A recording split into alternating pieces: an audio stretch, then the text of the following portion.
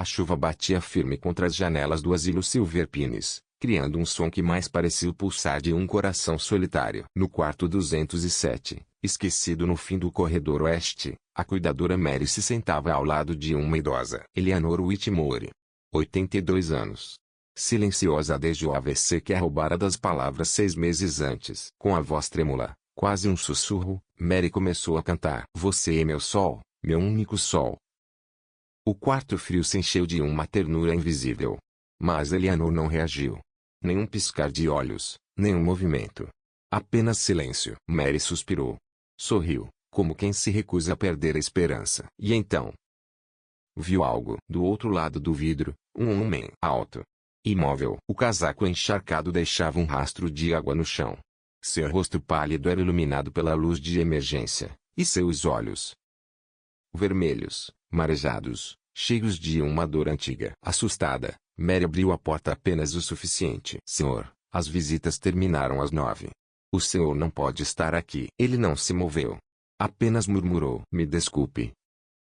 Eu só queria ouvir você cantar. As palavras a atingiram como uma nota fora de lugar, estranha e frágil. Antes que Mary pudesse responder, ele deu um passo para trás, os olhos ainda fixos nela. E partiu lentamente pelo corredor. O som de seus passos molhados desapareceu, deixando apenas o eco do mistério. Mary ficou paralisada. Deveria chamar a segurança. Seguir aquele homem. Algo nela dizia que não. Naquele rosto, não havia ameaça. Havia apenas luto. Um luto cru, quase insuportável. O que Mary não sabia era que aquele homem misterioso era Nathan Whitmore, único filho de Eleanor. Um homem que vinha todas as semanas, mas nunca tinha coragem de entrar. Sempre à distância. Sempre em silêncio. Ninguém sabia que ele já havia cancelado reuniões bilionárias só para ficar ali, do lado de fora, observando a respiração frágil da mãe. Ninguém ouviu quando, baixinho, ele murmurava pela porta. Me perdoa. Eu devia ter sido mais. Nathan Whitmore. O CEO brilhante, temido e admirado. Um homem moldado pelo sucesso, mas destruído pelo silêncio de uma infância sem abraços, sem palavras de amor. E agora, diante da fragilidade da única pessoa que ele nunca conseguiu decifrar, ele precisava decidir: entrar no quarto ou continuar prisioneiro de memórias que o perseguem até hoje. Nathan sempre soube que, se um dia sua mãe abrisse os olhos e realmente o visse, ele não estaria pronto para o que viria depois. Por isso, limitava-se a esperar, a observar em silêncio. Até que, numa noite de chuva, ele ouviu algo. Do quarto 207, ecoava uma voz suave, delicada, quase uma oração envolta em melodia antiga. You are my sunshine. Ele se aproximou, hesitante. Lá dentro, uma jovem de cabelos dourados cantava para Eleanor Whitmore. A voz dela tremia, mas não se quebrava. Foi Nathan quem se quebrou. Ele, que não chorava há anos, sentiu as lágrimas queimarem seus olhos. E, parado no corredor, encharcado de chuva e memórias, algo nele se moveu pela primeira vez em décadas. Não era culpa, não era luto, era esperança. Mary nunca sonhou em ser cuidadora. Aos 25 anos, com uma voz capaz de silenciar qualquer plateia, ela havia imaginado uma vida de música, palcos e aplausos. Mas os sonhos são frágeis. 3 anos antes, enquanto estudava canto em um conservatório prestigiado, ela conheceu Tyler. Ele lhe prometeu gravações, conexões, futuro. Prometeu amor. Mas quando ela revelou que estava grávida, ele disse todas as palavras certas.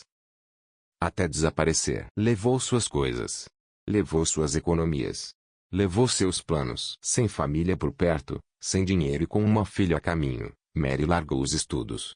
Aceitou qualquer trabalho que pudesse mantê-las vivas. Foi assim que a vida a levou ao cuidado de idosos. Um trabalho invisível, mal pago, mas honesto. E Susan, sua filha de 3 anos, era sua luz, seu sol. A cada canção, Mary cantava primeiro para ela. Depois, para aqueles que não podiam mais cantar por si mesmos. Como Eleanor Whitmore. 6 meses sem uma palavra.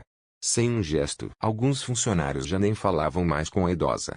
Mas Mary não conseguia tratá-la como ausente. Nos olhos de Eleanor havia algo como um corredor escuro, ainda esperando alguém acender a luz. Naquela tarde chuvosa, o asilo estava em silêncio. As luzes do corredor piscavam. Mary guardou a foto de Susan no bolso do cardigan e começou a cantar. Somewhere over the rainbow, way up.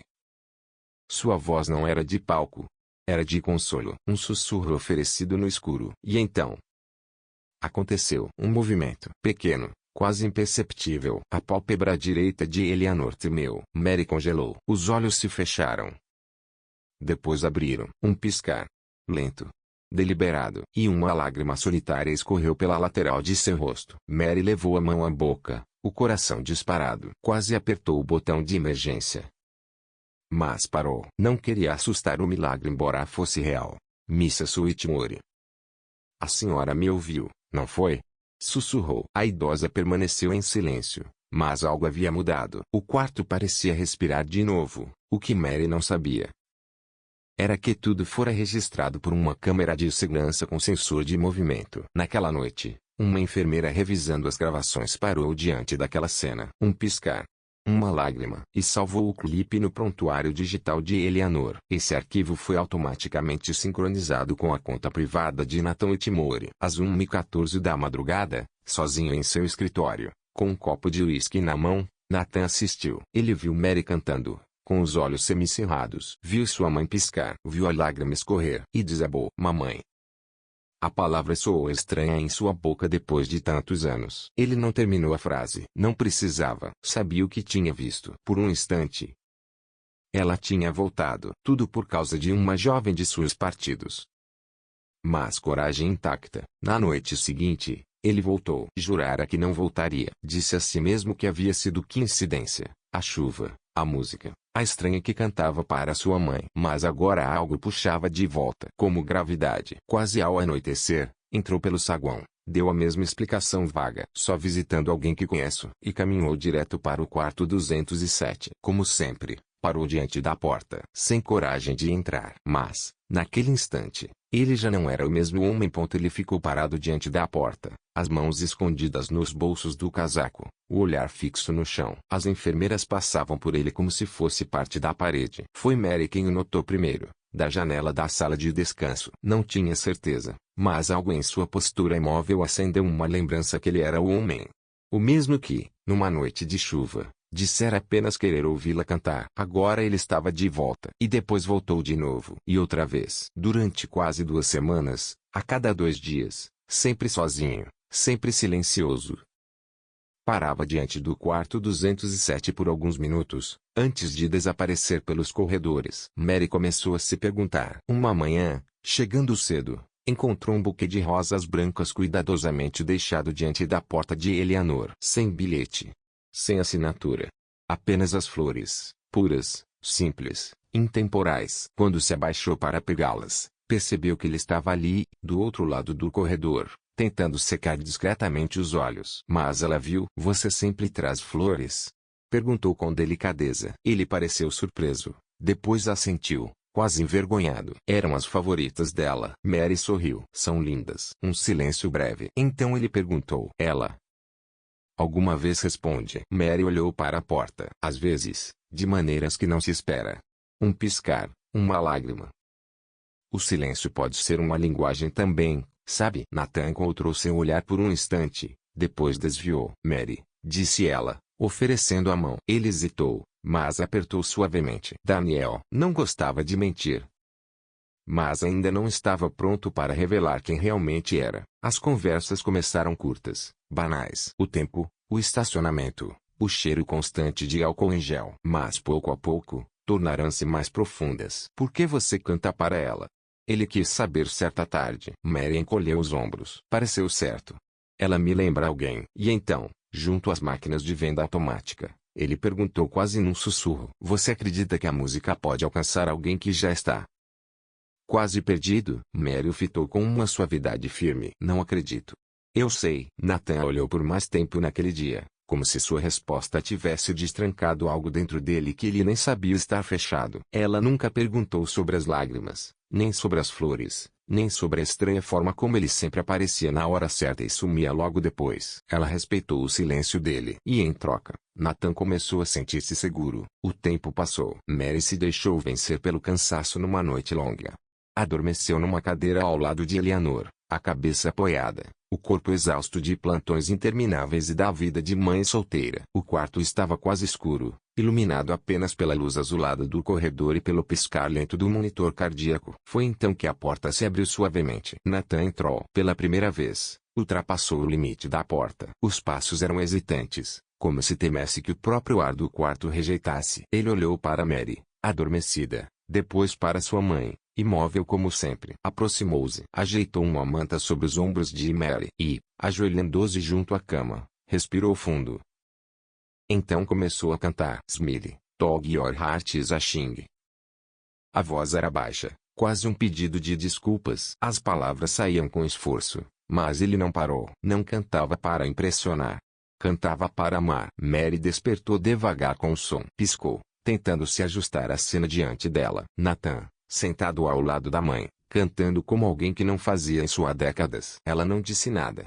Não ousou quebrar aquele instante sagrado. Quando a última frase se apagou no ar. If you just smile, Nathan baixou a cabeça, as mãos trêmulas entrelaçadas. Mary se ergueu devagar e perguntou, com voz suave: Quem é você? De verdade. Ele não respondeu de imediato. Olhou para baixo, respirou fundo e então murmurou: Eu sou o menino que ela deixou para trás. A voz dele se quebrou. Eu esperei em janelas que nunca se abriram. Eu olhei para a traseira do carro dela quando me deixou no colégio interno. Passei aniversários sem ligações.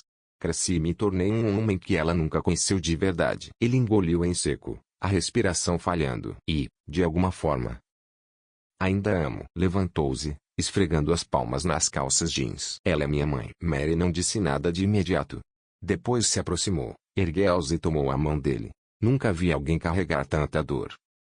E ainda assim ter força para cantar. Eles ficaram em silêncio, as mãos entrelaçadas suavemente, enquanto Eleanor dormia, inconsciente.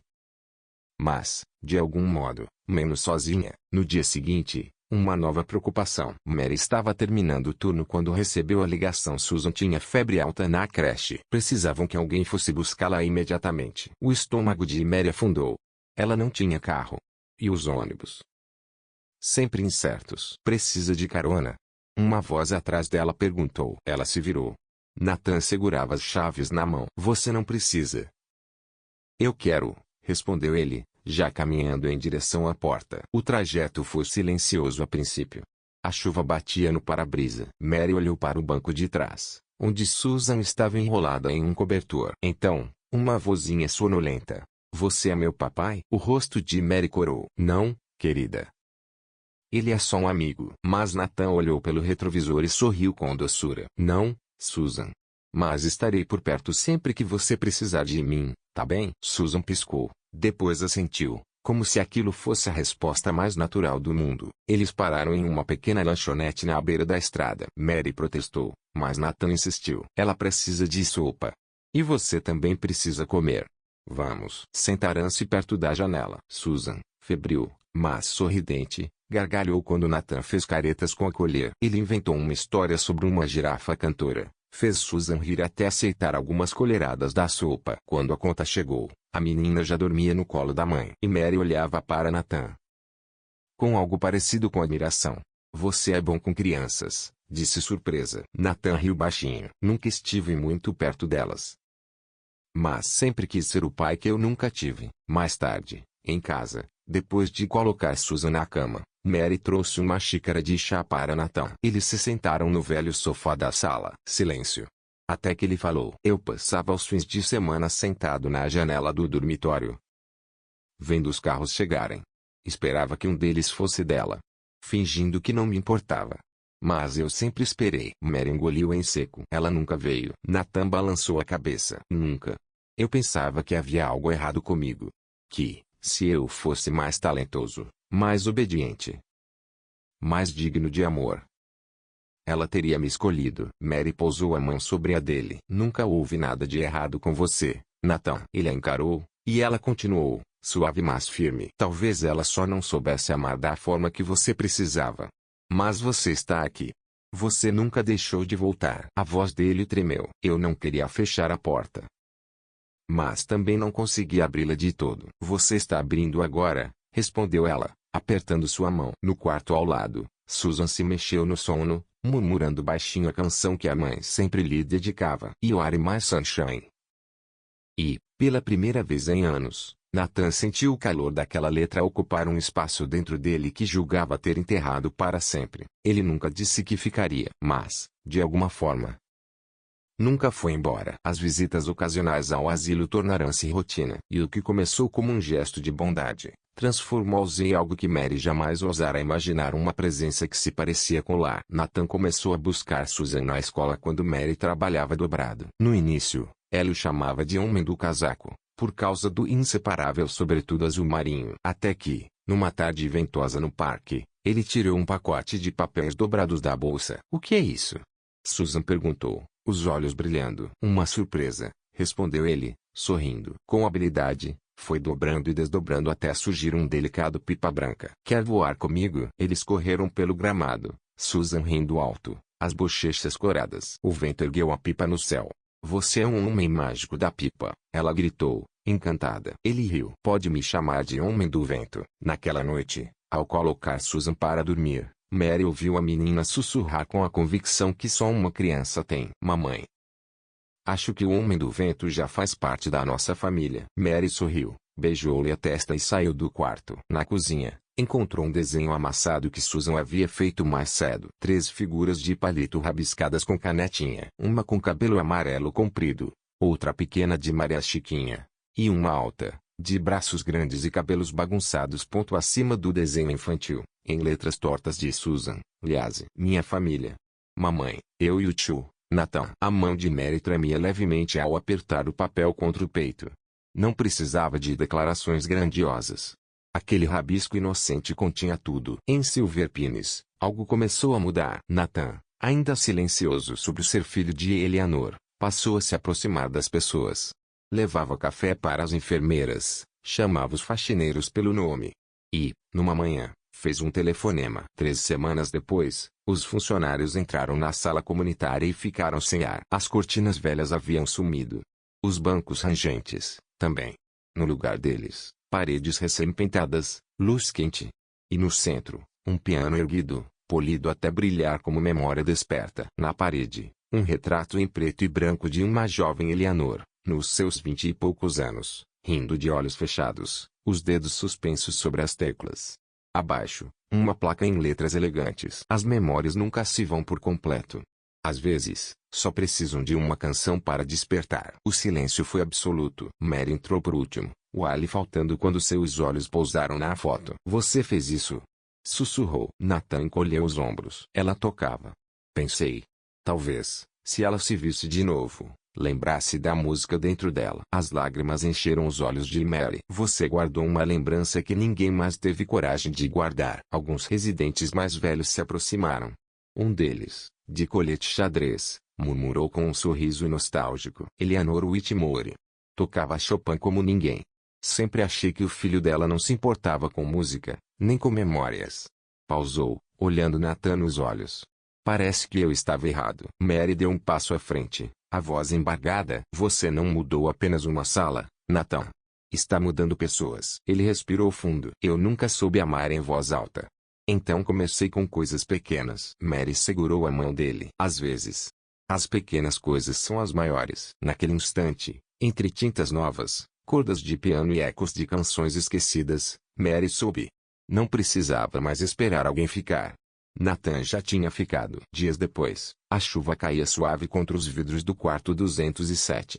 A tarde estava turva, o mundo lá fora borrado. Dentro, silêncio. Nathan estava sentado ao lado da mãe, dedilhando um violão esquecido no depósito. As mãos trêmulas, o coração apertado. Mary observava de perto, com Susan adormecida em seu colo. Ele respirou fundo e começou a cantar. Sorria. Mesmo que o coração esteja chorando. A voz falhava, mas não parava. A melodia, imperfeita, enchia o quarto como um sussurro de esperança. Susan, sonolenta, escorregou do colo de Mary e foi até a cama. Esticou a mãozinha e tocou a de Eleanor. "Vovó, não dorme mais, por favor. Eu sinto saudade." O violão silenciou. E então, quase invisível, os dedos de Eleanor estremeceram. Mary prendeu a respiração. Susan se inclinou de novo, sussurrando. "Acorda. Por favor." As pálpebras de Eleanor tremeram. A cabeça girou devagar, como alguém emergindo das profundezas. Os olhos, frágeis mas vivos, encontraram Nathan. E com voz fraca, mas límpida como um sino, ela disse: Nathan, você sempre esteve aqui, não esteve? O violão caiu de suas mãos. Ele desabou de joelhos. Sim. Eu nunca fui embora. Só não sabia como entrar de verdade. Um sorriso frágil iluminou o rosto da mãe. Nathan chorava sem controle, encostando a testa na mão dela. Mary, atônita, levou a mão à boca. Os olhos de Eleanor encontraram os dela, e naquele instante houve algo que ninguém acreditava possível: um aceno lento, silencioso. Um obrigada sem palavras. Um perdão envolto em gratidão. Nathan puxou a mão de Mary e apertou contra a sua, firme, presente. Os monitores seguiam piscando, a chuva seguia caindo. Mas tudo havia mudado. Naquela mesma noite, a equipe médica se reuniu no quarto 207 em silêncio solene. Exames foram feitos, reflexos testados, perguntas sussurradas. O médico saiu com a prancheta nas mãos e disse a Nathan: ela está mostrando sinais claros de consciência. As respostas a estímulos verbais estão melhorando. Com terapia intensiva, há uma grande chance de recuperar a fala. Nathan ficou imóvel, quase sem acreditar. Então, ela voltou. O médico sorriu de leve. Talvez não totalmente, talvez não para sempre. Mas sim, Sr. Whitmore. Ela voltou. Por alguns segundos, Nathan não disse nada. Apenas olhou pela janela, para aquela mulher que durante anos tinha sido um fantasma em sua vida, e que agora, milagrosamente, estava ali.